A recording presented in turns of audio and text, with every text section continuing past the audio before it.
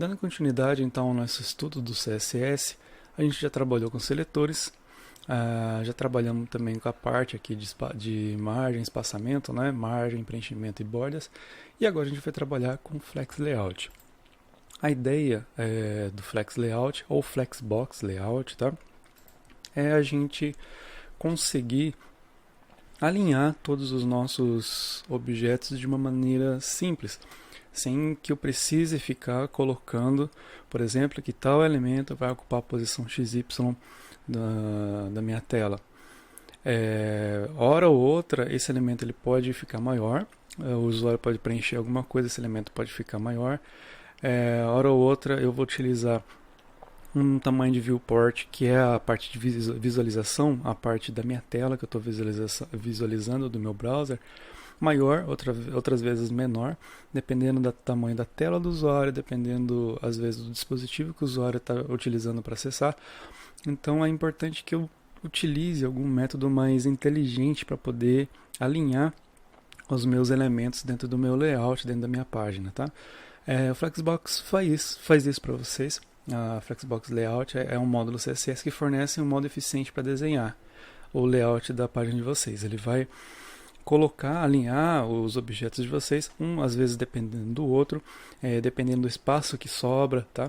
A ideia dele é facilitar a distribuição de espaços entre os itens e tudo o resto relativo a espaçamento, como por exemplo tamanho do item, tanto em largura quanto em altura, por exemplo, espaçamento entre eles, tudo isso é automaticamente calculado para vocês de acordo com as regras que vocês colocarem, tá? Utilizando esse módulo CSS.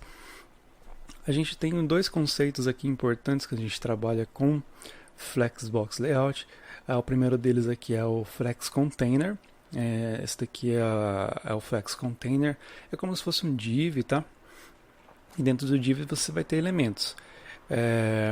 Não necessariamente um div, pode ser qualquer outra coisa que tenha elementos dentro dele.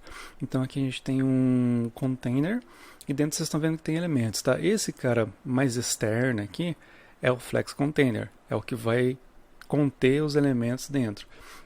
E os Flex itens são os itens dentro desse container. Então aqui vocês vamos supor que aqui tem um div, tá? No Flex Container, e dentro dele vamos supor que tem alguns outros elementos HTML. E esses elementos são os Flex itens, tá?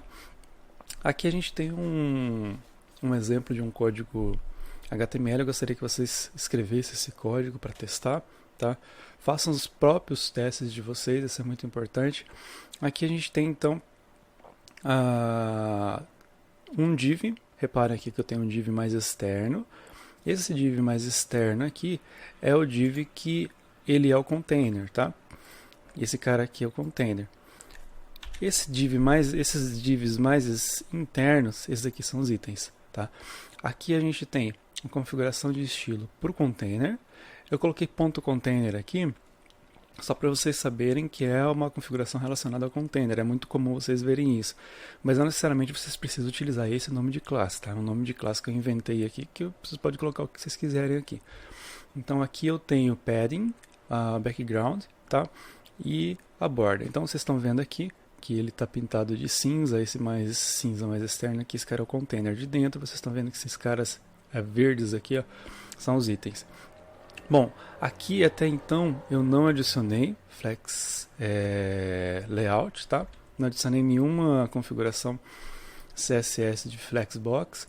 Aqui eu só estou disponibilizando o CSS de uma maneira mais com zoom mais aumentado, né, para a gente poder ver as configurações. Eu não vou mexer mais na estrutura do HTML, a gente vai trabalhar só aqui com o CSS.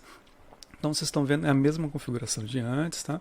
Agora a gente vai adicionar um item do Flex Layout. Vocês não precisam adicionar nenhum arquivo, nada, não tem nada disso, tá? Ele é um módulo que faz parte do CSS, mas é um módulo separado para vocês trabalharem com Flex Layout. Então, vocês vão ter alguns atributos aqui, ó, algumas propriedades que vocês vão setar nas classes de vocês. É isso, tá? Não precisa adicionar mais nada. Aqui a gente tem o DisplayFlex. O DisplayFlex está dizendo que esse cara aqui, ó, vai ser o meu container. Significa que ele vai ter os itens dentro dele. E o Flex Direction, ele vai dizer em que direção que os dados devem fluir. Normalmente o Flex Direction, na verdade não tem Flex Direction, né, porque não é flex, mas normalmente a direção é sempre na vertical. Então veja aqui, isso quando eu utilizo um div, né? Então tem um div aqui e dentro dele tem os outros itens. Esses itens aqui eles vão estar dispostos no modo vertical. Já quando eu utilizo o Flex e o Flex Direction, eu consigo dizer com mais ênfase, né? Eu consigo enfatizar aqui que eu quero modificar qual que é a direção dos meus itens. Então aqui eu estou dizendo que a disposição deles vai ser no modo horizontal, no formato de linhas, tá? Esse cara aqui, ó, vocês podem ver que ele pode assumir outros valores também, não necessariamente precisa ser linha. Reparem aqui que a gente utilizou linha, mas você também pode dizer linha reversa.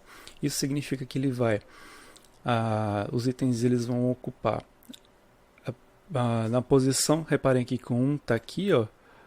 Esse cara é 1 e esse cara aqui é 1. Então ele vai reverter a ordem, tá? Vai inverter a ordem e vai alinhar eles lá para o lado direito. Isso porque eles estão no alinhamento de linha, tá? Horizontal. Se eu alinhar eles em coluna, eles vão ser dispostos assim.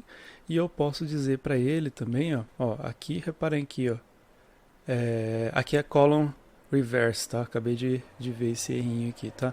É column reverse, tá? Mas aqui a ideia dele é a gente poder alinhar do modo que a gente quiser, sem ter que depender do modo padrão que o HTML fornece para a gente. Vamos ver mais um esquema aqui, ó.